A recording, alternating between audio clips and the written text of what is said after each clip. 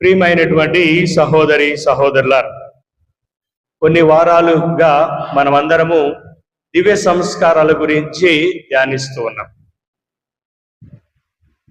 ఈ దివ్య సంస్కారాలు మన కథోలిక సంఘానికి చాలా ముఖ్యమైనటువంటివి.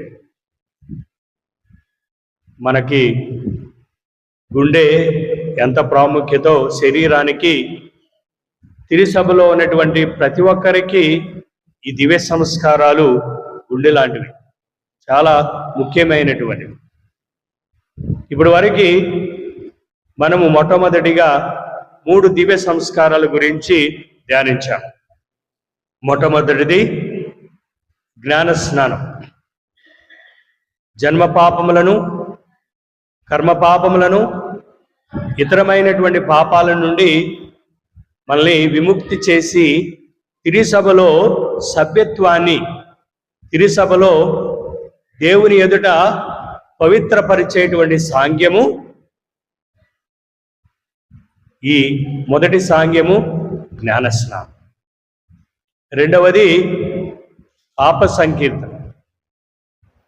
పాప సంకీర్తనము ఇది దేవుడు ఏర్పాటు చేసినటువంటి దివ్య సంస్కారం. మీరు ఎవరి పాపములైతే క్షమిస్తారో అవి క్షమింపబడతాయి. మీరు ఎవరి పాపములైతే క్షమించరో అవి క్షమింపబడు.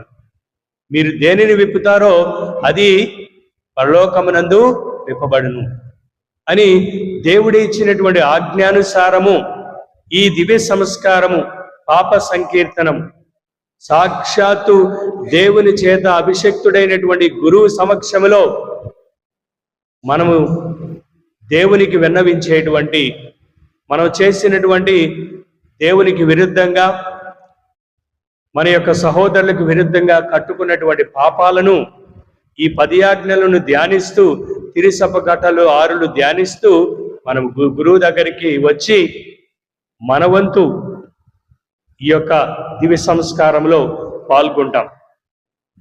మూడవ దివ్య సంస్కారం దివ్య సప్రసాదం.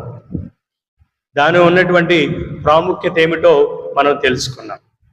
ఈరోజు ప్రత్యేకంగా ఈ 3 దివ్య సంస్కారాలను కొనియాడాలంటే ఒక వ్యక్తి, ప్రాముఖ్యతమైనటువంటి వ్యక్తి కావాలి.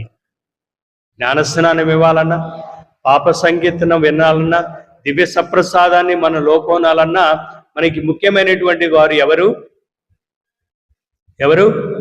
గురువు.